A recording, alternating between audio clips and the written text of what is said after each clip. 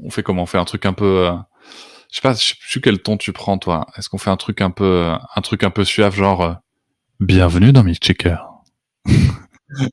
ou un truc plus joyeux, genre bienvenue dans Milkshaker. Ouais, peut-être un truc plus joyeux parce que là, ça fait un peu Milkshaker porno.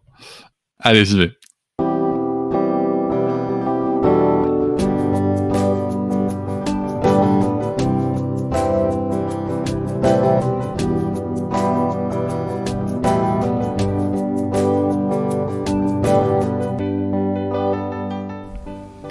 Vous l'aurez compris, aujourd'hui est un épisode spécial, c'est l'anniversaire de Milkshaker. Le podcast fête sa première année et pour l'occasion, j'ai décidé de vous livrer mon histoire et de donner les manettes à Cédric Rostin que vous venez d'entendre échauffer sa voix. J'ai rencontré Cédric via Instagram, il est entré dans le clan des Milkshakers lors de l'épisode 10 et je ne vous présente plus son désormais célèbre podcast Papatriarcat qui m'accompagne dans ma parentalité. C'est lui qui va poser les questions aujourd'hui. Je passe donc de l'autre côté du micro et j'espère que cela vous plaira. Je vous livre mon témoignage d'allaitement qui évidemment a guidé mon chemin vers la création de ce support que j'ai imaginé pour vous informer. Allez, je lui redonne les manettes de Milkshaker, il a dit qu'il me les rendrait ensuite. J'espère qu'il tiendra promesse. Réponse la semaine prochaine. Bienvenue dans Milkshaker. Aujourd'hui, je reçois Charlotte Bergerot. Charlotte, vous la connaissez peut-être justement sur les réseaux, parce qu'elle a créé le podcast Milkshaker. Aujourd'hui, elle me confie les clés de son podcast pour justement qu'elle puisse nous livrer son histoire à elle, son histoire d'allaitement, son histoire de maman, et aussi son histoire de professionnelle de santé, puisqu'elle est ostéopathe spécialisée pour suivre les grossesses et les sujets de périnatalité. C'est avec grand plaisir et beaucoup d'honneur que je vais donc mener cette interview qui va commencer tout de suite. Je vous souhaite une très bonne écoute. On va commencer par dire que le lait, la préparation grâce à de nourrisson, c'est important, que c'est vraiment le meilleur aliment pour le bébé, le plus adapté à son développement, et que vraiment l'allaitement, c'est quelque chose qu'il faut arrêter. Voilà. Ouais, bah oui, voilà. Je sais pas qu'est-ce que c'est que cette connerie.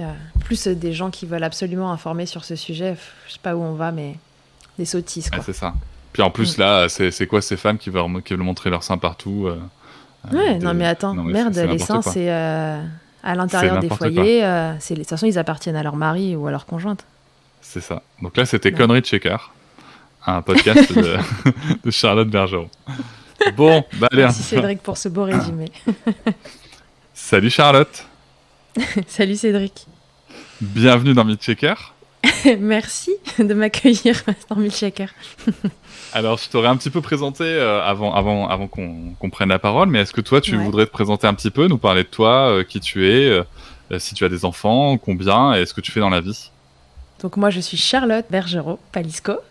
Je suis ostéopathe dans la vie, spécialisée en périnatalité. Donc je m'occupe, comme je dis dans l'introduction, des femmes en général tout au long de leur vie, et puis plus particulièrement autour de la période périnatale. Et puis je m'occupe après de leurs bébés une fois qu'ils sont arrivés. Et une corde à mon arc, c'est de m'occuper des bébés quand ils ont des soucis pour téter. Et je les aide en les libérant de leur tension à mieux téter, à éventuellement faire moins mal, à mieux tirer le lait de maman, et donc à mettre en place un allaitement cool, serein. Et toi, t'en as des enfants? Ah oui, pardon, j'oubliais. Oui, moi j'ai un enfant qui a presque 3 ans déjà. Et voilà, il est né en septembre 2018 et c'est un bébé que j'ai allaité. Alors je vois que tu parles au passé, donc je suppose que l'allaitement est terminé, c'est ça? Tout à fait. Je l'ai allaité pendant 1 an. Tu l'as allaité pendant 1 an, ok. Et cet allaitement, avant qu'il se mette en place, c'était quoi ta vision de l'allaitement? C'était plutôt une évidence? T'avais peur que ça fonctionne pas? Ça te dégoûtait peut-être? Ou tu te disais juste, bon, on va tenter le coup, voilà. Je me disais exactement ce truc-là, c'est on va tenter le coup. J'avais pas trop d'a priori sur le truc. Je m'étais quand même dit, je crois que la phrase type, c'était « Moi, j'ai envie d'allaiter, mais si ça marche pas, je vais pas m'acharner ». Voilà. J'avais envie, je le faisais pour lui offrir le meilleur, parce que je savais que le lait maternel, c'était le meilleur que je pouvais lui offrir en termes nutritionnels. J'avais pas trop d'attente quant à la relation, le contact avec lui, etc. C'était même pas forcément un truc qui m'attirait. Donc je le faisais vraiment pour lui apporter le meilleur. Et finalement, je me suis quand même un peu acharnée. C'est-à-dire acharnée? Tu t'étais fixé un objectif au final? Non, je m'étais fixé aucun objectif. Je m'étais dit, ça marche tant mieux, ça marche pas tant pis. Mais une fois sur le terrain, l'histoire a voulu que un peu contrainte et forcée quand même. Il a fallu que je m'acharne pour que ce soit serein. Mais non, je partais vraiment, en fait, avec... je m'étais mis un truc dans le cerveau qui me rassurait, de me dire si ça marche pas, en fait, c'est pas grave, tu laisseras tomber. En vérité, je me suis rendu compte une fois que j'y étais aussi que c'était plus important pour moi que ce que j'avais bien voulu me dire à moi-même avant. Tu dis un peu contrainte et forcée, donc moi ce que j'entends derrière, c'est qu'il y a un début d'allaitement qui est peut-être pas si facile que ça. Vous avez rencontré des difficultés? Ouais, pas hyper facile parce que pour différentes raisons, j'ai connu l'hyperlactation. Donc ce phénomène qui fait que en fait ouais, voilà exactement. C'est les milk showers toute la journée. Tu débordes littéralement H24 en fait. Et je m'y attendais pas du tout, mais vraiment pas du tout. Je savais même pas que c'était possible de déborder comme ça. Je savais que tu pouvais avoir des fuites dans les premiers temps, mais moi c'était plus des fuites en fait. Je baignais dans le lait vraiment. Et en fait, ce qui s'est passé, c'est que Andrea est né après un accouchement assez long et il est parti en néonate parce qu'il a eu un petit retard au démarrage, je dirais. Il a eu un peu de mal à respirer en arrivant. Il arrivait un peu livide, voire vert. Et donc, ils me l'ont embarqué rapidement et il a passé 24 heures en néonate. Sondé, bon voilà, donc c'était pas moi qui le nourrissais. Alors il faut savoir que moi je partais dans l'allaitement à cette époque-là avec zéro connaissance, c'est-à-dire que celle que vous entendez aujourd'hui dans les podcasts et qui informe en même temps, c'est pas celle du tout qui a accouché. Ma formation autour de l'allaitement, elle est intervenue après la naissance d'Andrea. Et donc le premier jour, on me dit non, bah, du coup c'est pas la peine de faire du tire-lait ou de stimuler ou je sais pas quoi, on laisse comme ça. Ok, fine, on laisse comme ça, donc le petit monte en néonate. Il va très vite mieux, donc il n'y a pas trop de stress autour de ça. Et je pense qu'on commence l'allaitement, si je me souviens bien, parce qu'honnêtement, j'étais un peu dans le coltard. On commence l'allaitement à proprement dit plus de 24... Ouais, non, le lundi, je ne l'allaite pas non plus. Je crois que la première tentative de mise au sein, on l'a fait le mardi matin, alors qu'il naît le dimanche matin à 9h. Ah ouais. Ouais, ça commence vraiment après. Et en fait, entre-temps... bah moi mes seins ils avaient déjà commencé à exploser. Il y avait pas encore ça dégoulinait pas encore de partout, mais ça commençait à sérieusement se tendre. Je crois que le lundi après-midi il me propose quand même de commencer à tirer pour stimuler, donc plus de 24 heures après. Et le mardi matin on essaie de le mettre au sein. C'est un échec, c'est franchement un échec. Mais malgré le fait que cet enfant ne tète pas, le tire-lait toutes les 3 heures pendant je sais plus combien de temps. Moi, très vite, j'ai du colostrum qui arrive. Les puéricultrices me regardent genre oh waouh. Enfin, en fait, j'ai des biberons de colostrum entiers.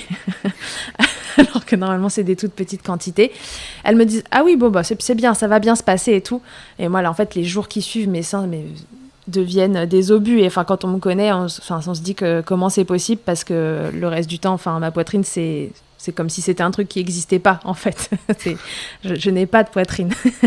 Donc, quand tu te dis que mes seins sont devenus des obus, bon, voilà, ils étaient prêts à exploser. Et quand le petit se met au sein là-dessus, aïe, ça fait mal. Bon, mais finalement, c'est pas le plus dur, c'est qu'en fait, il n'arrive pas à s'accrocher. Les seins sont tellement tendus que c'est hyper compliqué. Et moi, bah voilà, je commence à dégouliner, donc au tire-lait, c'est la teuf, je commence déjà à faire des stocks. Le petit, il a besoin de même pas un dixième de ce que moi je produis. Donc quand il se met au sein, bon bah quand même, vaguement, il arrive à attraper quelque chose. On le complète avec un dalle. Heureusement, à ce moment-là, en fait, que je suis en néonate, parce que on est quand même un peu mieux accompagné en néonate, je trouve, que dans les suites de couches classiques. En tout cas, moi, j'ai eu un accompagnement un peu meilleur. Et donc, voilà, il lui donne pas de biberon, il lui donne ça au dalle, en plus du sein. On met le dalle sur la poitrine pour qu'il se mette quand même au sein et qu'il comprenne que ça arrive comme ça.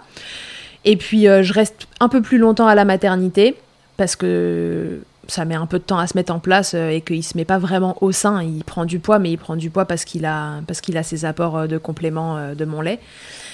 Et je reste un jour de plus et finalement il arrive à se mettre au sein, bout de sein et dents, parce que mes seins sont toujours durs comme du bois. Enfin, c'est horrible. Franchement, c'est horrible. J'en ai un souvenir désagréable parce que c'est douloureux, quoi. Enfin, il y a plus rien qui peut se poser sur ton sein. Mais bon, voilà, je sors de la maternité comme ça et en fait, une tétée avec Andrea qui est au sein d'un côté avec un bout de sein, c'est de l'autre côté une coque d'allaitement qui se remplit de 100 ml de lait, quoi. Ah ouais. Ouais. Voilà. Et ça dure un bon moment. Je me dis que ça va se calmer, mais ça se calme pas. Et donc c'est pour ça que, en fait, j'avais dit si ça se passe bien, j'allaite, si ça se passe pas bien, j'allaite pas, mais en vrai, ça se passait pas bien. Parce que c'était l'enfer. Il était sur le bout de sein, mais il y en avait partout, parce qu'il y en avait tellement, lui, pour gérer, il laissait couler, quoi. Il avait plutôt une bonne succion, mais il en laissait partout, parce que c'était beaucoup trop ce qui lui arrivait dans la tronche. Donc, j'ai des photos de lui, la gueule recouverte de au-dessus du nez jusqu'en bas du menton, de lait après une tétée, parce qu'il en a vraiment partout.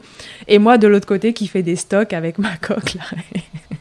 Et donc, je pense qu'au bout d'une semaine, je sais pas combien j'ai déjà de litres au congélateur, mais c'est du délire. Mais je pouvais pas arrêter, parce que quand t'es comme ça, moi je m'étais imaginé, si ça se passe pas bien, que ça se lance pas bien, bon bah j'arrête. Sauf que là, en fait, j'étais engorgée en permanence, donc je peux pas arrêter. En tout cas, pas du jour au lendemain. Et c'est là que mon entourage commence à me dire, bah ça se passe pas bien, arrête. Bah en fait là je t'explique, non je peux pas arrêter. Et donc voilà, c'est pour ça que les démarrages ont été compliqués et que un peu contrainte et forcée quand même sur le moment, j'ai continué parce que je me disais il faut que ça baisse de toute façon cette quantité de lait, et si ça baisse autant que je trouve l'équilibre pour que ce bébé il puisse quand même être allaité, quoi. Et comment ça a baissé alors ? Ça a baissé parce que j'ai contacté une consultante en lactation. Je connaissais ce métier de nom de par mon métier, comme je suis ostéopathe. Voilà, c'était un nom de métier dont j'avais déjà entendu parler. J'avais une bonne idée de ce qu'elle faisait. Mais je me souviens d'appeler en disant bon, bah, je sais pas si elle va pouvoir m'aider, mais en tout cas, même en termes de culture générale, pour moi, pour mon métier, ce serait intéressant de savoir ce que font exactement ces consultantes en lactation. Et donc, j'en contacte une avec qui je travaille maintenant aujourd'hui et qui vient me voir très rapidement à la maison. Et qui me dit, ah oui, en effet, c'est la fête, quoi. Enfin, il y a trop de lait, le bébé, il se noie. Elle essaye de me faire enlever les bouts de sein. Mais en fait, quand on enlève le bout de sein, le pauvre chat, ça glisse, quoi. C'est comme une piste de ventre glisse, tu vois, mon sein avec le lait dessus, il n'arrive pas du tout à s'accrocher. Donc, on galère un peu. Mais finalement, elle arrive quand même à me le placer sans le bout de sein. Mais la priorité, elle reste que ma production de lait, elle diminue. Parce qu'elle vient ce jour-là, ça se passe bien, la consultation et tout, elle repart, je suis rassurée et tout. Mais je me souviens que le lendemain, je la rappelle et je lui dis, en fait, Catherine, c'est pas possible, je peux pas rester comme ça. Je suis trempée H24. Mon lit était trempé, le canapé était trempé, j'avais des langes que je calais dans le soutien-gorge pour que ce qui dégoulinait de la bouche d'Andrea et de mon sein aille quelque part autre que sur mes vêtements. Enfin, moi, tu vois, allaiter stylé avec des fringues d'allaitement, ça n'existait pas. J'enlevais tout, il restait le soutif avec le gros lange par-dessus. Je dis toujours, mon allaitement, il était socialement complètement incompatible, tu vois. Je pouvais pas aller dîner quelque part et mettre mon bébé au sein. Quand bien même j'aurais voulu, parce que j'étais pas d'une team hyper à l'aise à allaiter dans les lieux publics ou quand il y avait du monde autour. Mais je pouvais pas, en fait. C'était vraiment... Là, pour le coup, c'était le striptease et il y en avait partout. Et la coque de l'autre côté, vas-y qu'il me faut le biberon pour vider la coque et la remettre après. Enfin, c'était n'importe quoi. Donc finalement, je la rappelle et je lui dis non, ça va pas, je peux pas rester comme ça, j'en peux plus, je suis trempée. Et elle me dit ok, on va trouver des solutions. Donc elle me propose d'alterner, de faire des tétées sur le même sein plusieurs fois d'affilée pour calmer un peu de l'autre côté. Ce truc-là fonctionne pas.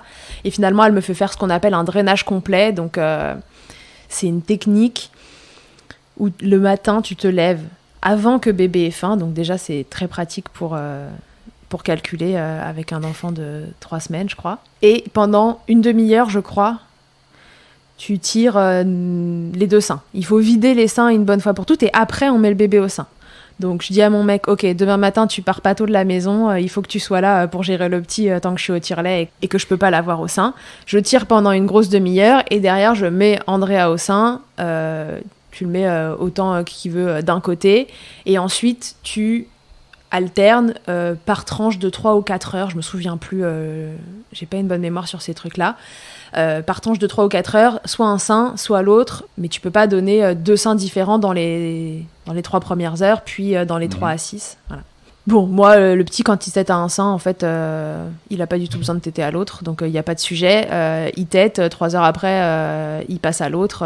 Et en fait, j'avais pas du tout un enfant, du coup, qui tétait H24, puisque de toute façon, il avait trop, donc il était repu, il se rendormait derrière et on n'en parlait plus. Et ce truc-là a plutôt bien marché. Et c'est ça qui m'a permis de calmer le jeu. Voilà, ça m'a permis d'arrêter d'être engorgée toute la journée, d'avoir mal, parce que en fait j'avais mal. J'avais des zones qui s'engorgeaient en permanence parce qu'il n'arrivait pas à tout tirer. Et puis je sais pas, je dirais qu'une semaine après ce truc-là, je me dis ok, là j'ai trouvé un compromis et c'est tolérable et j'ai arrêté de m'engorger complètement à ce moment-là. Donc quand il tirait sur un sein, le sein se vidait et après on pouvait passer à l'autre et puis de temps en temps voilà il y avait un petit loupé s'il avait passé un peu trop de temps à dormir ou autre, mais voilà ça s'est déclenché comme ça. Donc si je comprends bien, pendant une semaine, tu te retrouves à devoir te lever avant ton enfant pour aller drainer, juste un drainer jour. tes seins. Juste un jour, ça, d'accord, ok. Parce que pour le coup, j'imagine, j'étais en train d'imaginer aussi, tu vois, la contrainte que ça pouvait être pour toute la famille, ça avait été le cas, t'imagines? Non, juste un jour, et j'avais le droit de le refaire une fois si jamais ça serait engorgé trop. Et il me semble l'avoir fait une deuxième fois. Il me semble que je l'ai fait une deuxième fois parce que ça serait engorgé quelques jours après. Et en combien de temps, pour le coup, la lactation s'est vraiment calmée? T'as pu retrouver un rythme de croisière, on va dire, plutôt commun? Je me souviens de dire à une copine au bout d'un mois qui me demandait comment ça allait, de dire c'est pas encore génial, tu vois. Donc la consultante, elle est venue quand il avait 3 semaines. Et à ce moment-là, de ce message, je me souviens de dire, là, si dans une semaine, ça va toujours pas, je commence à perdre un peu la patience, quoi. Tu vois, j'avais pas une motivation. Je coupe mes seins, exactement. Ou alors, je sais pas, amenez-moi d'autres bébés, en fait, mais faites quelque chose, il faut qu'on les vide. Non, voilà, je pense qu'un mois et une semaine, j'ai trouvé un rythme qui était tolérable. Après, ça reste que honnêtement, il y avait tellement de quantité, ça allait tellement vite que ce truc d'allaitement qui dégoulinait un peu, ça a quand même duré un moment, quoi. C'était tolérable pour moi hors des moments des tétés, mais les tétés étaient encore un peu too much.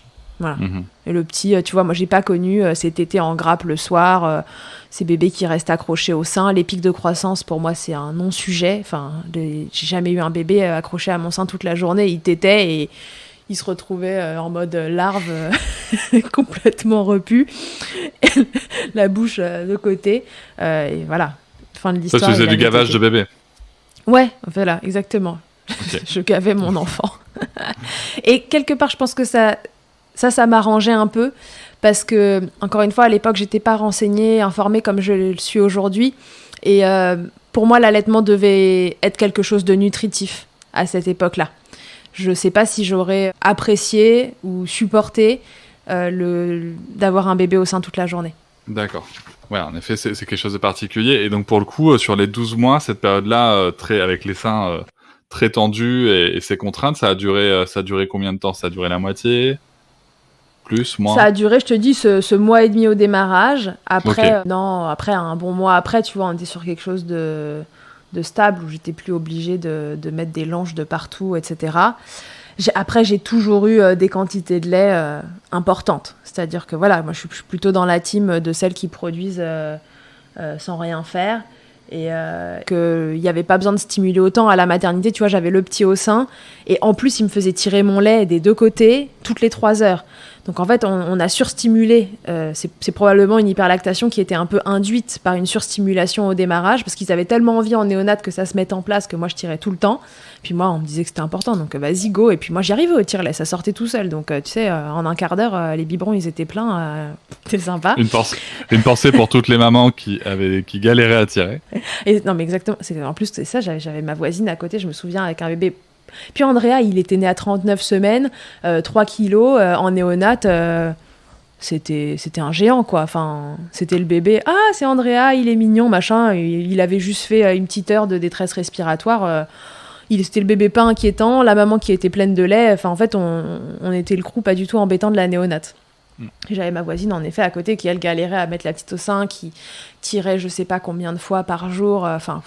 Bref, je me disais, on joue pas dans la même cour. Et sur cette hyperlactation, pour le coup, est-ce que tu en as parlé avec les générations précédentes dans ta famille? Est-ce qu'il y avait, c'est quelque chose qu'elles avaient connu, s'il y avait eu des allaitements? Ma sœur, ma grande sœur a allaité sa petite. Je me souviens qu'elle a eu une montée de lait importante, mais pas un bazar comme ça ensuite. Ouais, c'était pas la fontaine comme toi, quoi.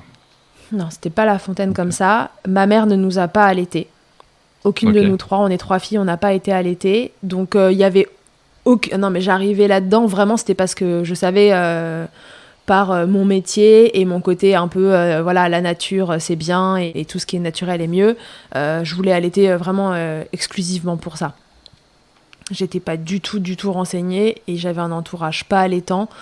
Des copines allaitantes, j'en avais pas trop parce que Andrea fait partie de cette première, entre guillemets, fournée de bébés qu'on a eu avec mes copines proches. Il était le premier, donc j'étais la première à tenter l'expérience aussi.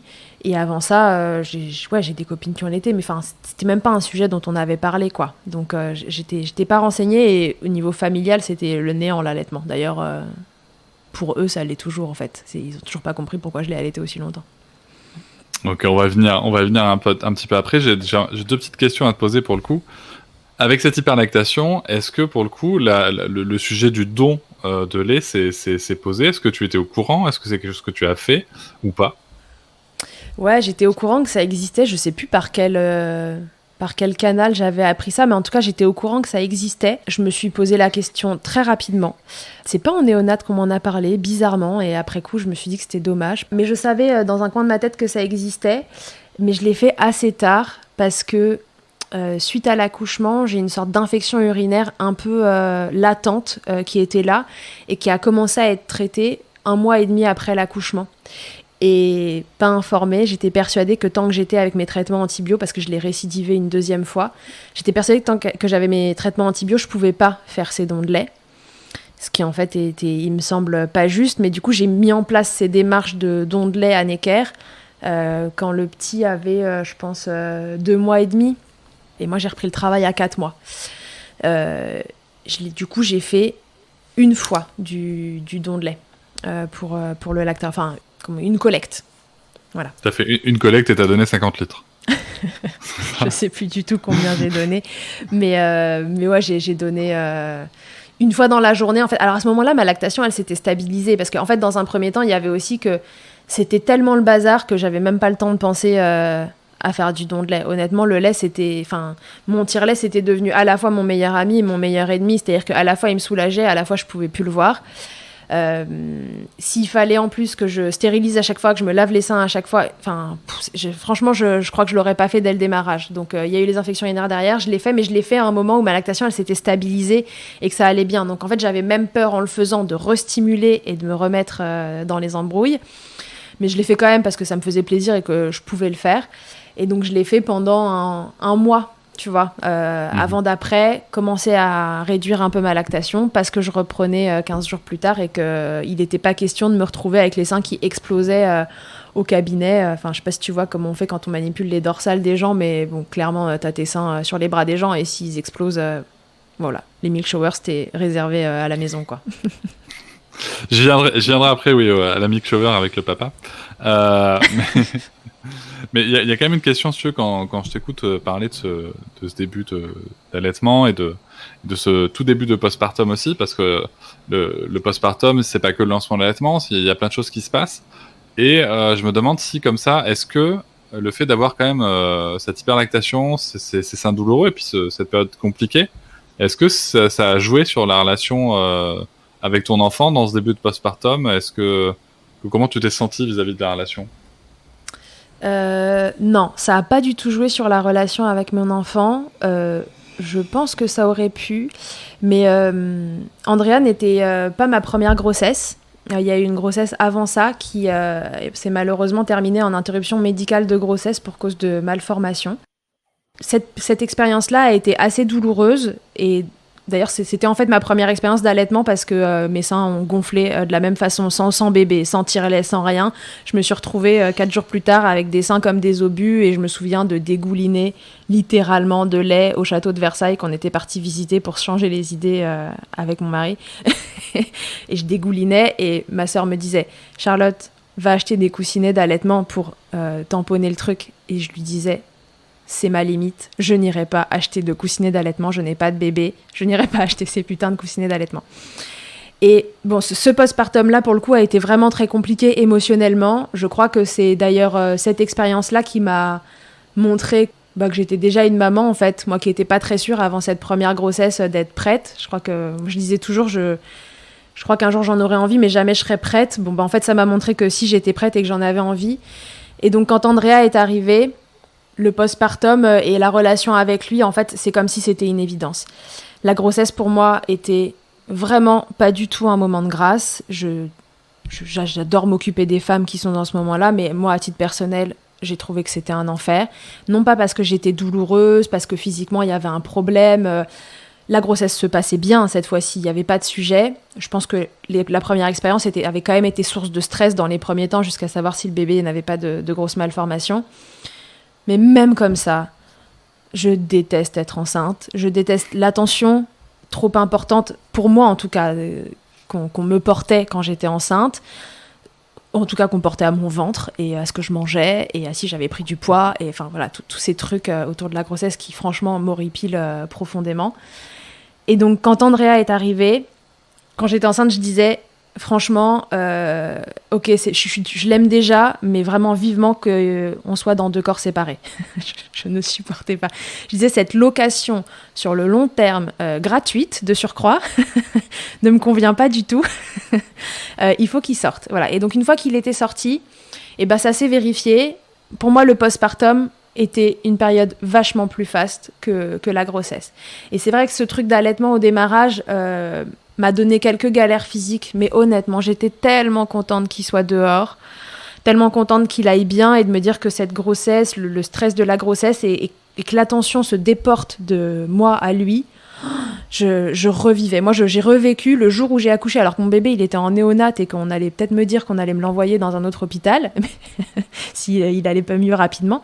Moi, j'étais là, ok, dites-moi juste s'il reste ici. Et à partir du moment où il restait ici, je me souviens de dire à mon mec qui vient me voir dans la chambre, après les 2 heures, là, après la délivrance, tu restes 2 heures en salle de naissance pour te reposer.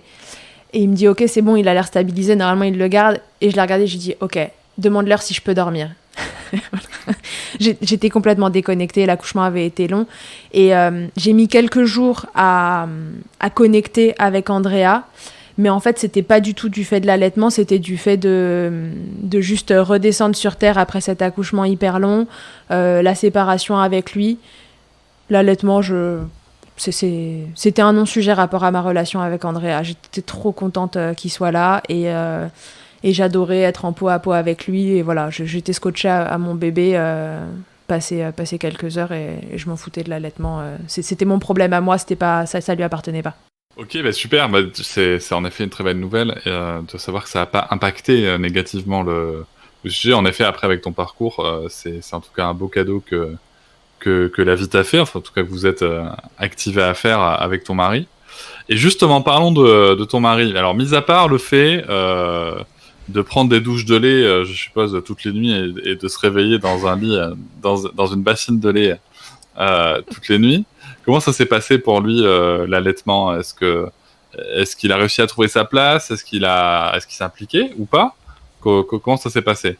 Mon mec, pendant l'allaitement, c'était celui qui m'a amené le verre d'eau, tu sais. celui dont tu as besoin. Mais en fait, une fois que tu as commencé la tétée, parce qu'avant, tu t'étais pas rendu compte que tu avais soif, c'est le fait que la tétée commence qui te donne soif. Et donc, je me souviens de lui un jour me dire... Je ne sers pas que à amener des verres d'eau, en fait. Je peux faire d'autres trucs. Et c'est vrai que je m'installais sur le canapé et je commençais la tétée. Je disais, est-ce que tu peux m'amener un verre d'eau, s'il te plaît? Et donc, il m'a amené mes verres d'eau. Il m'a amené à manger. Il me nourrissait pendant que moi, je nourrissais le petit. Il me préparait des petits déj de dingue. Il me faisait des cakes salés. On rajoutait de la ricotta dessus et tout. Il m'en faisait des petits carrés. Il me les mettait dans une assiette posée sur le dossier du canapé. Comme ça, je pouvais manger en même temps que le petit y tétait. Il m'aidait sur tout ce qu'il pouvait faire à côté. Julien, il se levait la nuit pour... si jamais une nuit c'était dur et que j'étais juste fatiguée, il se levait juste pour soutenir et dire qu'on était 2. Souvent, c'était lui qui changeait une couche quand il y avait besoin. Comme ça, je restais encore 2 secondes dans le lit. Et puis, alors, il ne me l'amenait pas parce que je n'allaitais pas dans le lit, vu le bordel que c'était. C'était tout un process d'aller allaiter. Donc tu allaitais dans la baignoire? Non, j'allaitais pas dans la baignoire, j'allaitais dans le canapé, mais avec des langes pour colmater les fuites, quoi. Voilà. Mais Julien, il m'aidait avec tout ce que peut faire un papa. dans les démarrages, de la même façon, il n'était pas du tout informé sur ces sujets-là. On n'était pas informé autant que ça sur l'importance, tu vois, de l'aide en postpartum. Moi, j'étais en forme, donc le postpartum n'a pas été un gros sujet. Physiquement, j'étais pas abîmée, j'avais pas de cicatrice au niveau du périnée. Je me suis remise vraiment rapidement. Et donc, il était là, mais il n'a pas pris ses 15 jours de congé paternité, tu vois, Julien. Il est chef d'entreprise. À l'époque, je sais qu'il ferait différemment aujourd'hui, mais à l'époque, il se disait, oh là là, faut que je retourne bosser un minimum, etc. Il n'a pas travaillé la semaine de la maternité, ou vite fait de l'ordinateur un peu dans la chambre de l'hôpital. Ensuite, il n'a pas pris ses 15 jours. En revanche, il était là, c'est-à-dire que si un matin, moi, j'étais à bout et que j'avais besoin qu'il reste et qu'il n'avait pas de rendez-vous, il restait, tu vois. Donc, je pense que je ne l'ai pas eu pendant ces 11 jours de congé pat, mais qu'en revanche, finalement, je l'ai eu peut-être plus de temps cumulé parce que on avait envie de faire une séance photo avec le petit, on l'a calé en semaine, une après-midi. Si jamais un jour j'étais crevée, il pouvait rester. Il rentrait beaucoup plus tôt le soir que ce qu'il rentrait à l'habitude avant. Et donc voilà, je considère que j'ai pas été lésée. Si c'était à refaire, je lui dirais, voilà, prends un vrai moment aussi, parce que si un jour on le refait, il y en aura 2 et ce sera pas le même enjeu. Mais moi, j'étais en fusion totale avec le petit. Quand il était porté, il ne disait rien, cet enfant. Donc, globalement, j'avais une écharpe de portage, le canapé, peau à peau. Et il s'est passé 4 mois comme ça, hyper facile. Alors, sur le congé paternité, c'est vrai que tu touches un sujet sur lequel moi, je suis particulièrement sensible. Et j'entends parfaitement les obligations pro, surtout que comment dire, que la rémunération est pas forcément disponible selon les activités quand on est indépendant, donc c'est pas évident. Cela dit, je reste convaincu que le fait de prendre ce temps, c'est important déjà pour le papa, et c'est important aussi pour la maman, parce que tu disais si j'étais trop fatigué, si machin, mais la question qu'on peut se poser, c'est est-ce que tu t'autorisais à être trop fatigué justement parce que t'étais seul avec le bébé, tu vois. Est-ce que finalement, si vous aviez pas été tout le temps à 2, t'aurais pas eu, tu vois, des temps, évidemment. Tu vois. Évidemment, l'idéal aurait été qu'il soit là plus longtemps, dans le meilleur des mondes, et lui aussi aurait préféré être là. D'ailleurs, dans le meilleur des mondes, je l'aurais eu à mes côtés, et on aurait été tous les 3, sans parler d'ailleurs de ma fatigue, de l'allaitement ou quoi que ce soit, mais juste parce qu'il fallait qu'il connecte avec ce bébé et que ça, c'est des choses qui sont à retardement quand ils sont pas autant là que nous. Et puis pour le coup, ce qu'il y avait de super chouette avec l'hyperlactation, tu vois, parce que moi je vois le positif souvent dans des endroits improbables, c'est que comme le bébé était plein de lait après chaque tétée, c'était aussi l'occasion de donner un bain à chaque fois, et donc de passer un moment avec le papa, tu vois. Mais voyons Cédric, le lait maternel est très bon pour la peau, je ne lavais pas mon bébé après chaque tétée. Oui, mais ça colle après, c'est chiant. Cela dit, c'est vrai, le lait maternel est très bon pour la peau, et d'ailleurs, on peut réutiliser du lait qu'on pensait avoir perdu dans des bains, et même pour Exactement. les adultes, très clairement. Voilà, ça c'est la petite information santé et le conseil beauté de Cédric. Le point milkshake. Est-ce que lui, il a jugé justement que cet allaitement, et notamment avec ce côté un peu hyperlactation, tu vois, donc qui était... qui avait quand même pas mal de contraintes. Est-ce qu'il a trouvé que c'était un frein dans la relation avec son enfant ou pas? Non, je pense pas qu'il ait considéré l'allaitement comme un frein dans la relation avec son bébé.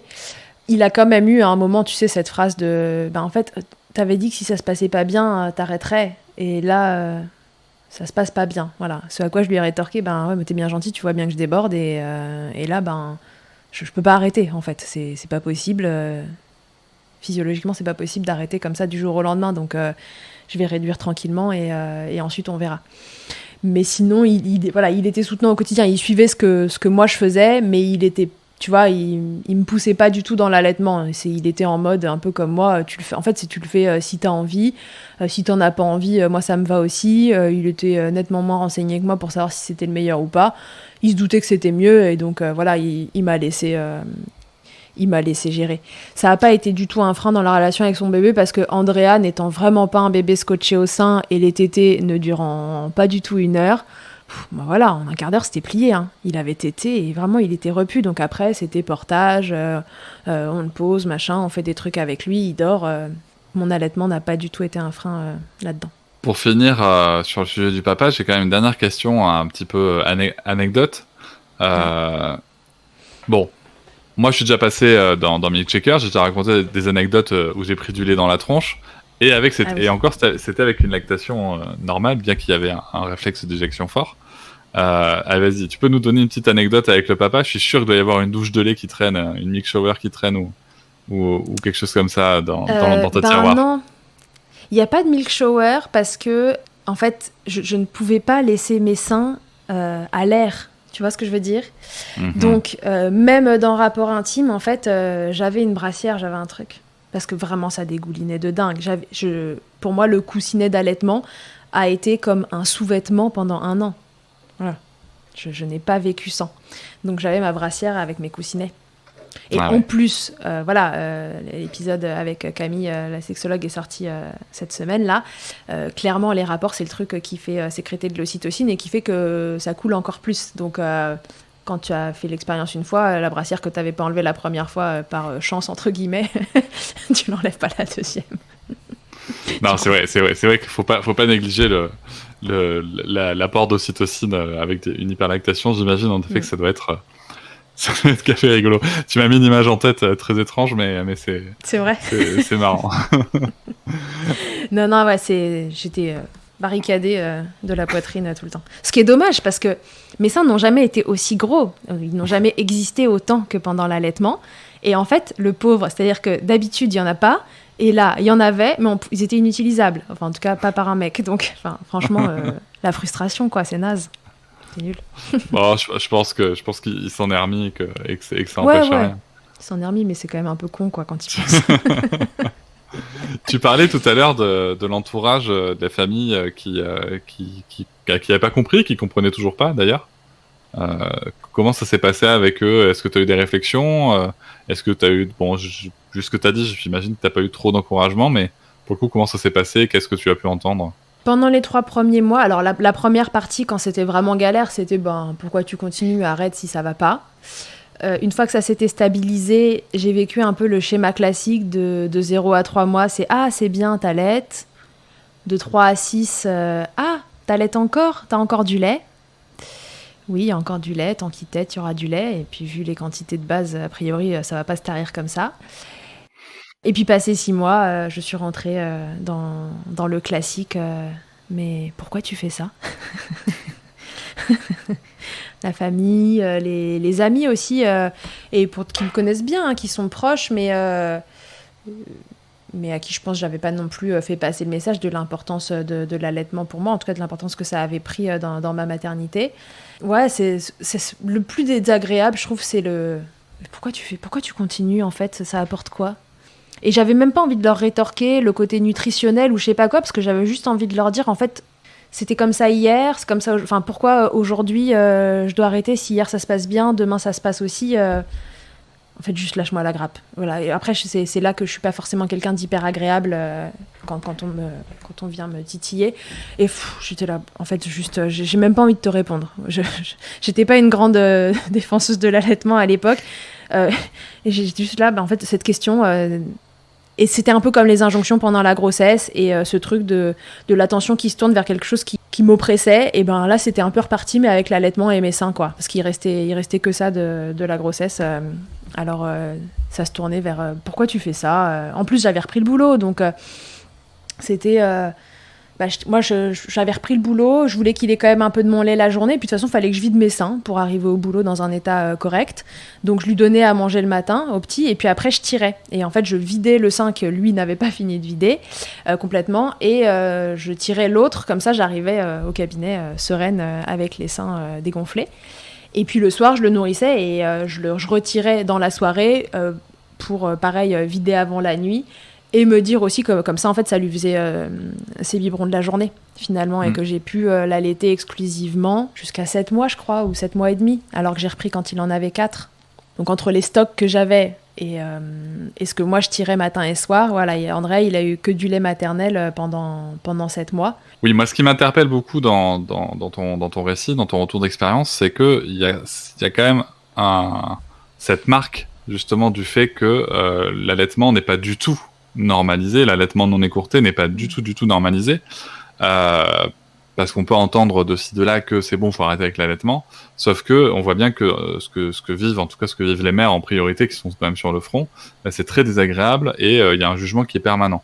Ce qui est très intéressant, c'est de constater que dans notre société, en tout cas en France, on pose jamais la question à quelqu'un. Mais attends, mais tu lui donnes le biberon là? Ouais. Mais jusqu'à quand? Enfin, tu vois, c'est quelque chose qui n'arrive pas et donc oui, c'est très désagréable. Donc encore une fois, soutien aux mères et aux parents et coparents qui font le choix de cet allaitement en non écourté, non pas pour une question militante, mais juste parce que c'est un choix qui est pas forcément facile à tenir et qu'il faut s'accrocher. Puis celles et ceux qui ne le font pas, ben, ça peut aussi ouvrir la réflexion sur comment est-ce qu'on peut s'adresser ou pas à un parent qui allaite ou qui co-allaite. Tu parlais de ta reprise du travail, donc ça c'était un point important, c'est un point qui est quand même crucial quand on conduit un allaitement, notamment un allaitement non écourté. Donc si je comprends bien, tu tirais le matin, c'est ça, pour pas exploser sur tes patients, ce qui est une attention délicate. Et ensuite, tu donnais le soir et tu retirais le soir. Dans la journée, tu tirais pas du tout? Non. C'était une des limites que je m'étais mise parce que mes cabinets sont faits de telle façon que... Alors à l'époque, j'avais pas le centre IJ où je travaille aujourd'hui. À l'époque, j'ai 2 cabinets où je travaille chacun à mi-temps, mais je change de cabinet parce qu'ils sont proches à la mi-journée. Et j'ai une associée qui fait l'inverse de moi. C'est des cabinets où il n'y a pas de frigo, où j'ai 1 heure pour manger, sachant qu'il faut aussi passer d'un cabinet à l'autre. Et je n'envisage pas une seule seconde d'emmener mon tire-lait ou d'avoir un tire-lait nomade pour faire ça en pleine journée et avoir la glacière. Et ça, plus la charge qui se rajoutait de partir plus tôt le soir. Donc déjà, moi, j'enlevais des patients parce que avant, de 18h à 20h, je travaillais. Et là, à 18h, il fallait être parti du cabinet, récupérer chouchou, rentrer à la maison, on connaît le truc, manger, bain, tété, dodo.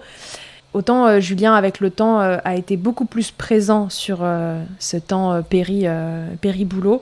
Mais à l'origine, il faisait quand même des énormes horaires entre les chantiers parce qu'il est dans le bâtiment et son travail de chef d'entreprise. Et on a passé jusqu'au confinement 2020 des moments où la charge de s'occuper d'Andrea en semaine était franchement déséquilibrée. Et où lui, il est très rarement là le matin parce que les chantiers, ça commence très tôt. Et qu'on ne dépose pas Andrea à la garde à 7h le matin avant de partir sur un chantier. Et que le soir, c'était moi qui bossais pas 3 soirs par semaine à partir de 18h. Et lui rentrait pour 18h 2 autres soirs. Donc tu vois, c'était réparti comme ça. Donc en fait, c'était beaucoup plus moi que lui. Et donc... ça me faisait quand même un sacré emploi du temps, plus la reprise. Enfin voilà, on sait, à 4 mois, t'es encore en postpartum, t'es fatigué, bébé, il dort. Enfin, j'ai de la chance, il dormait plutôt bien. Et pas pareil, bébé repu, qui va bien globalement, qui a pas de gros problèmes. À 4 mois, Andrea, il dormait, quoi. Il pouvait nous faire 12 heures par nuit. Mais ça, c'était dans la théorie. Dans la pratique, il y avait des nuits où ça se passait pas comme ça. Je pense qu'il faudra donner le numéro de modèle aux futurs parents pour qu'ils puissent avoir le sommeil. Ouais, non, mais en plus, il est vraiment beau et tout, donc je peux essayer de vous donner le numéro de modèle, mais par contre, je fais pas mère porteuse parce que je déteste la grossesse. Donc voilà, la charge était un petit peu déséquilibrée et à l'idée d'avoir un tire-lait, d'avoir la gestion du lait en plus la journée, franchement, c'était too much. Autant je voulais bien passer plus de temps le matin, me lever un peu plus tôt pour avoir le temps de tirer un peu, que lui mange, etc. Et le soir, le refaire devant la télé tranquillou. Mais je ne me voyais pas du tout le faire la journée. Donc j'ai, pendant les vacances de Noël, parce que j'ai repris début janvier, un peu mis en place ce rythme de... on essaie d'enlever les tétés de la journée.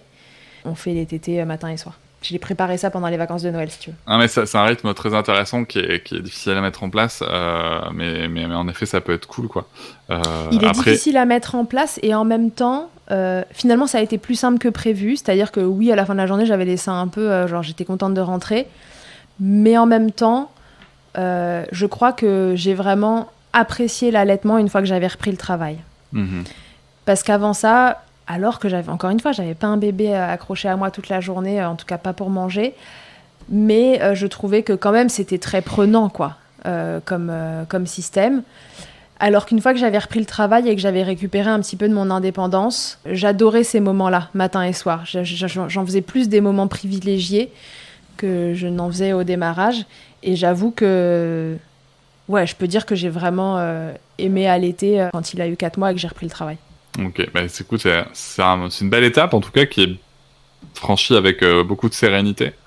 Donc ça c'est chouette parce que c'est pas souvent qu'on entend justement que l'allaitement est mieux vécu à la reprise du travail.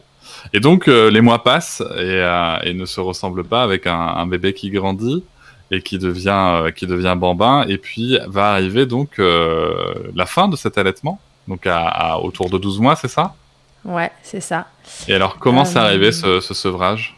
Hyper facilement. Ça a été très simple parce que Andrea était habituée à prendre des biberons très vite. Ouais, ce que j'ai pas dit, mais c'est qu'à 3 semaines, en fait, Andrea, il prenait déjà des biberons quand même. Parce que, ouais, moi, j'avais ce côté de... J'avais quand même peur que l'allaitement soit un truc trop contraignant pour moi. Et comme en plus, c'était très facile de tirer, rapidement, j'ai voulu introduire des biberons juste pour voir si ça passait. En fait, comme pour me rassurer et me dire que j'aurais pas le souci d'un bébé qui ne voulait pas les prendre. Donc il avait 3 semaines ou 4 semaines, je me souviens d'une nuit compliquée où j'en avais marre, je me souviens de me réveiller et de dire à Julien, franchement, moi je suis pas faite pour ça, pas pour l'allaitement, mais je veux dire, oh, franchement ça me saoule, voilà, c'était mieux avant, j'en ai marre, je suis pas faite pour ça. Il m'a dit, ok, tu veux que j'appelle mes parents pour qu'ils viennent le garder un peu ce soir ? Je dis ouais, très bonne idée. Et donc on s'est barré, le petit avait 3-4 semaines, on s'est barré au resto une soirée pour que je puisse prendre un peu d'air, etc. Donc, tu parles, le petit, ce soir-là, il a été genre trop chou, évidemment. Il s'est endormi en 3 secondes 30 dans les bras de sa grand-mère, qui était aux anges. A pris un petit biberon. Moi, je suis allée au resto, j'ai picolé, je suis rentrée. Comme j'avais trop de lait, j'ai tiré mon lait, je l'ai mis dans le lavabo. Mais vraiment, tu sais, la vie... On était quand même au niveau 0 du renseignement, tu vois. Je pense qu'aujourd'hui, je ferais pas pareil, juste en sachant les éventuelles conséquences que ça peut avoir, le côté précieux du lait maternel. Moi, je partais en soirée, le petit prenait un biberon, et puis je tirais mon lait, je rentrais, le lait était bien alcoolisé, donc je me disais quand même, je vais pas lui donner ça. Je le mettais dans le lavabo, et puis on n'en parlait plus. Mais donc, il a toujours pris des biberons pour que je puisse aller faire un rendez-vous de mon côté si je voulais et pouvoir laisser un biberon au papa. J'ai jamais emmené Andrea à un rendez-vous médical à moi. J'avais toujours quelqu'un pour le garder et en général, il n'y avait pas besoin forcément de lui donner un biberon, mais au moins, il était là. Et, en fait, voilà, je pense que c'était un truc dont moi, j'avais besoin pour être rassurée sur le fait que cet allaitement, il était périn, mais il était périn aussi parce que j'avais une certaine indépendance par rapport à ça. Donc du coup, la suite de tout ça, quand Andrea grandit, c'est qu'il prend déjà 2 biberons par jour et que c'est très simple. Donc le soir, je l'allaite, le matin, je l'allaite. Et puis très progressivement, en fait, c'est au moment de l'été, je crois que c'est en juillet, que je commence à me dire, allez, je vais peut-être enlever la tétée je crois que je voulais enlever la tétée du matin, parce que le matin, il tétait moins bien, donc souvent, il réclamait encore un peu après dans la matinée. La nounou me disait, oh, j'ai eu l'impression qu'il avait faim, donc elle lui avait refilé un biberon. Donc j'ai enlevé celle du matin, je tirais pour qu'il ait un biberon au début, puis après j'ai tiré de moins en moins, et la tétée du matin a disparu comme ça. La tétée du soir, elle a mis un peu plus de temps, mais voilà, ça s'est arrêté 15 jours avant ses 1 an, et je pense qu'un soir, vraiment, je le mets au sein, et il tourne la tête, quoi. Il tourne la tête et enfin, il s'en était désintéressé progressivement parce que moi je le désintéressais de ça en fait. Alors sans information aucune, je t'aurais dit bah ce bébé il s'est sevré, il en avait marre. Non, il s'est pas sevré, il en avait marre. C'est moi qui ai induit ce truc là. C'était le bon moment pour moi, c'était le bon moment pour notre couple aussi. Parce que, encore une fois, on n'était pas renseignés. Moi, j'avais pas la normalisation de l'allaitement du bambin que je peux avoir dans la tête aujourd'hui. Et je crois que je n'étais pas cap à l'époque de m'imaginer un enfant qui marchait et qui venait me voir pour téter. Donc, franchement, c'est pour ça que ça s'est arrêté à 1 an, tu vois. 1 an, acquisition de la marche, tranquillement. Je voyais venir le truc et j'ai pas eu de regrets après coup en étant renseignée. je me suis juste dit, peut-être qu'une autre fois ce sera différent, mais je sais même pas, tu vois. Quand j'y repense, je me dis peut-être que je referai la même chose, parce que même si aujourd'hui dans ma tête c'est normalisé pour les autres, je sais pas si moi j'en ai envie. C'est une belle réflexion t'as menée là. Bah écoute, on verra au deuxième. Ouais. Avec mon amour pour la grossesse, on n'est pas encore là. Ah. Cette expérience d'allaitement, pour le coup, pour toi, est-ce qu'elle a eu un impact sur ta vie pro et perso?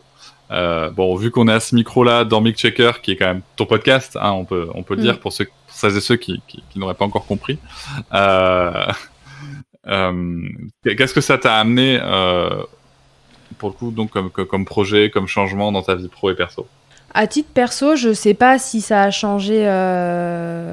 Ça a changé à titre pro et du coup, ça m'a fait évoluer aussi à titre perso, justement, tu vois, sur ces croyances, ces idées reçues autour de l'allaitement que moi aussi, dont moi aussi j'étais imprégnée et que je véhiculais, malgré moi. Mais la vraie prise de conscience, elle a été à titre professionnel. Et c'est un mix d'allaitement et de maternité tout court, en fait. Encore une fois, cette première grossesse a eu un gros impact sur moi psychologiquement quand ça s'est arrêté. M'a fait rentrer dans le monde de la parentalité sans bébé, mais voilà, avec plein d'émotions. Et ça m'a permis d'aborder la deuxième grossesse et donc la deuxième maternité de façon tout à fait différente.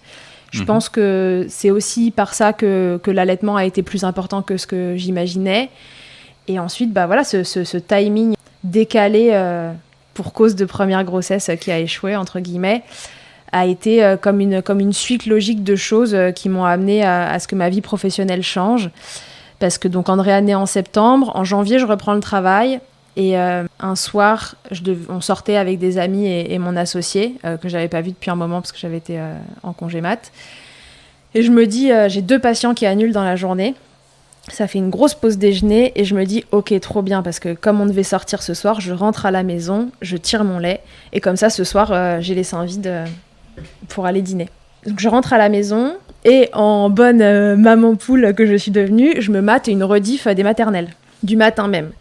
Et là, je découvre quelqu'un que je ne connaissais pas du tout, qui s'appelle Catherine Ribus, qui est ostéopathe, qui est spécialisée en périnate, en gynéco et en pédiatrie, et qui parle de son association qu'elle a créée pour les femmes et pour les enfants qui ont besoin de soins d'ostéo et qui ne peuvent pas en bénéficier. Donc elle parle de cette association et je me dis « Ah, top, je vais joindre l'utile et l'agréable ».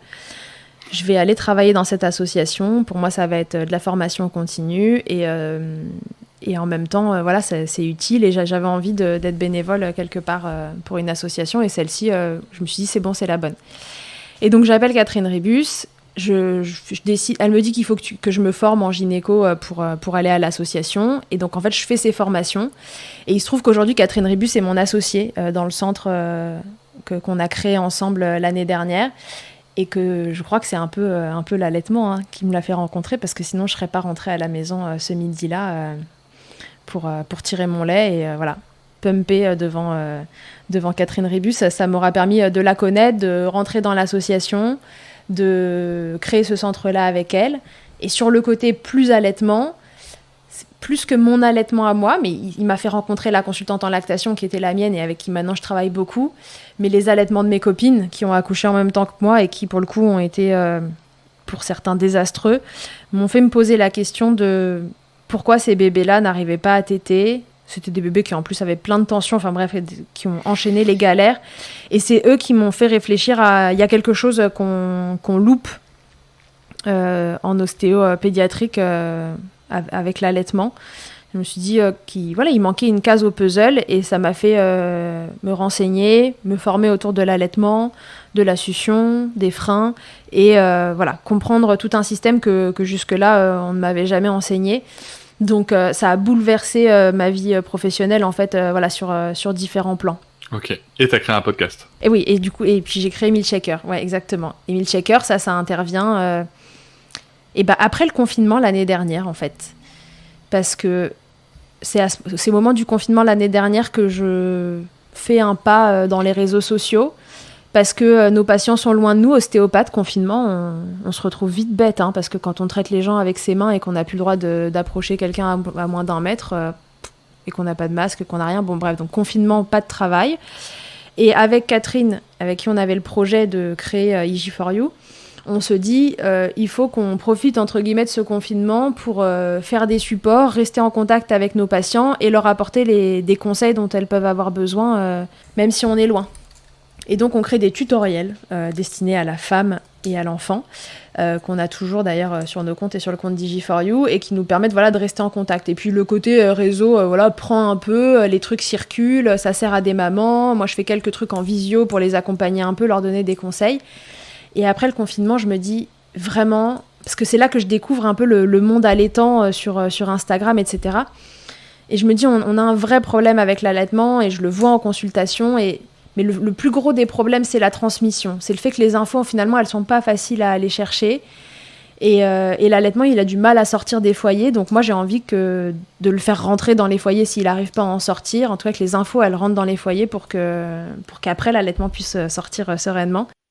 Et le format podcast, je trouve que c'est le format idéal quand on est dans une période de périnate, que c'est facile. Moi, je suis à Paris, on prend les transports, ça s'écoute hyper facilement. Quand tu as un bébé, ça t'évite d'allumer un écran, tu mets ça dans tes oreilles. Et donc, je me suis dit, c'est le bon format. Et je vais faire parler des mamans de leurs expériences pour banaliser le truc, le rendre le plus normal possible. Parce que c'est à force de voir ces mamans allaitantes, d'en voir allaiter des bambins, que ma vision, elle a changé et que c'est devenu une normalité pour moi. Et donc je me suis simplement dit, plus ces expériences-là, elles arrivent en nombre chez les gens, et plus ça devient une normalité dans leur cerveau, et on change cette vision de l'allaitement que la société nous a imposée. Et en plus, comme j'ai cette casquette de professionnelle de santé, je me suis dit que j'allais aussi aller chercher les infos les plus justes possibles auprès des professionnels et les interroger sur qu'est-ce qui peut être impactant autour de l'allaitement. Voilà, et c'est comme ça que Milkshaker est né. Je poussais mon fils dans sa poussette un dimanche matin, et je dis, faut que je crée un podcast, c'est ça. Et 1 mois après, il était créé. Mais c'est une belle histoire. Ça a quand même un bel impact, hein, mine de rien, cette histoire d'allaitement sur ta vie. Ça a eu un gros impact, ouais. Il y a une dernière question que je vais un petit peu modifier, parce que souvent, dans la fin de l'épisode, tu te demandes à tes invités si elles ont un conseil pour les mamans qui les écoutent et qui allaitent ou qui souhaitent allaiter.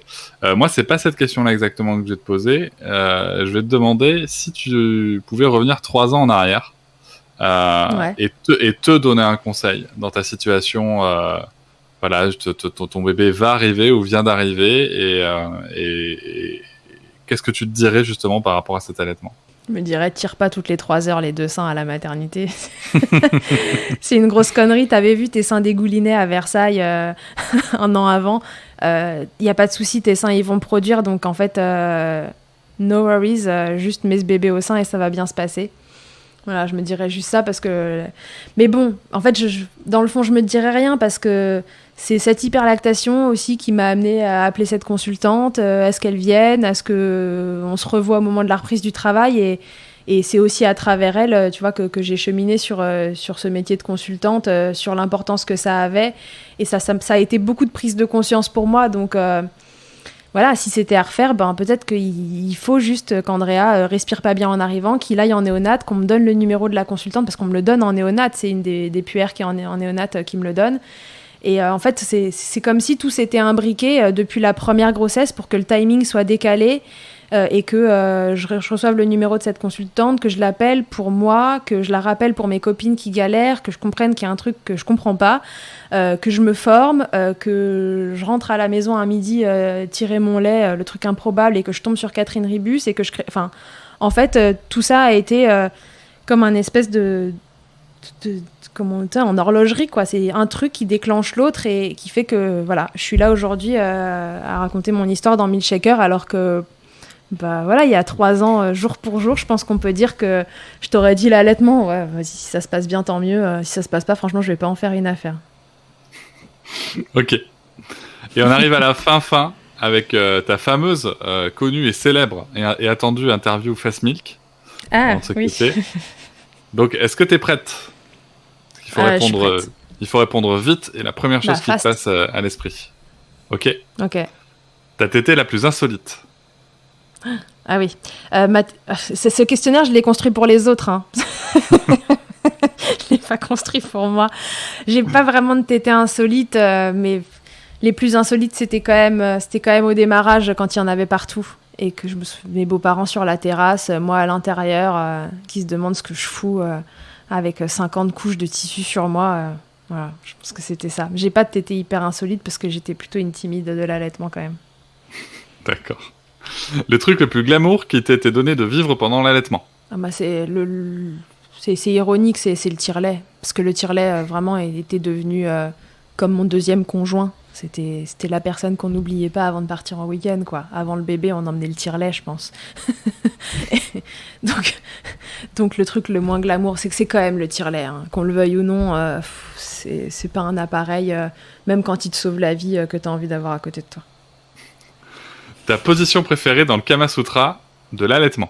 Ma position préférée dans le Kama Sutra de l'allaitement, une fois que ma lactation était régulée, etc., c'était d'être allongée dans le lit avec lui et qu'il se rendorme au petit matin, après une tétée du matin, et qu'il nous fasse faire une semi-grasse mat, parce que c'était un peu le seul moment, pareil, pas renseigné, mais où on s'autorisait le cododo. Si en un mot, tu pouvais résumer ton allaitement? Excès. Excès, ok. Excès de lait. Fontaine. Grosse fontaine. Fontaine. Ouais, excès. C'était excessif. Tu vois le miroir d'eau à Bordeaux, c'est pareil. Voilà. Ouais, c'était trop. C'était too much. Écoute, merci beaucoup Charlotte. Je te rends les clés de ton podcast. Merci à toi. Ah, c'est gentil. Merci et je te dis à très bientôt. D'être venu. Merci Cédric de m'avoir interrogé. J'étais contente que ce soit un homme qui le fasse. Et puis, par nos discussions qu'on a ensemble le reste du temps, je me disais que tu étais la meilleure personne pour me cuisiner. Et ce fut un honneur. Merci. Pour moi aussi. Merci Cédric. Ciao. Merci d'avoir écouté cet épisode. Merci à Cédric de s'être prêté au jeu. On pense toujours avoir tout dit et je me rends compte, comme mes invités en montant cet épisode, que j'en ai évidemment oublié. Je n'ai pas dit que vers les 8 mois de mon fils, j'ai beaucoup maigri et pleuré aussi. Et que tout mon entourage mettait ça volontiers sur le compte de cet allaitement qui durait trop longtemps à leurs yeux et me fatiguait. Je faisais alors, comme une bombe à retardement, un méchant coup de blues au souvenir de ma première grossesse et du départ de ce premier bébé que je n'avais pas pris le temps de digérer. Je n'ai pas dit non plus qu'à cette époque, arrêter l'allaitement était inenvisageable, car la poitrine qu'il me permettait de conserver, c'était encore la seule chose de mon corps amaigri que je supportais. Et j'ai fait face aussi à ma façon, aux remarques non sollicitées, d'un entourage pourtant bien intentionné. Je le niais sur le moment, et j'ai failli le nier en l'oubliant encore 3 ans plus tard, mais c'est une réalité, et puisque mes invités vous livrent leurs secrets et émotions ici, je me dois de faire de même. Notez qu'au travers de ce témoignage d'un postpartum qui peut vous paraître facile, il y a aussi eu des moments compliqués, des nuits angoissées, certaines journées coincées en portage avec un bébé gluant, des moments de doute ou de fatigue intense. Le tout sur fond d'un amour incommensurable qui se mêle à la pression immense d'être devenue maman de ce petit être, si dépendant.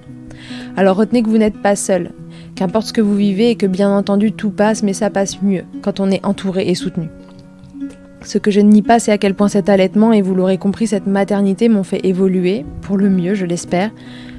Aujourd'hui, mon objectif, c'est de faire rayonner ce milkshaker comme un tips qu'on se donne entre maman, papa, copine, de pro à parent, comme un support où, que vous vouliez allaiter ou non, vous pourrez trouver toutes les informations dont vous avez besoin pour faire des choix, et allaiter ou non, mais sereinement, dans tous les cas.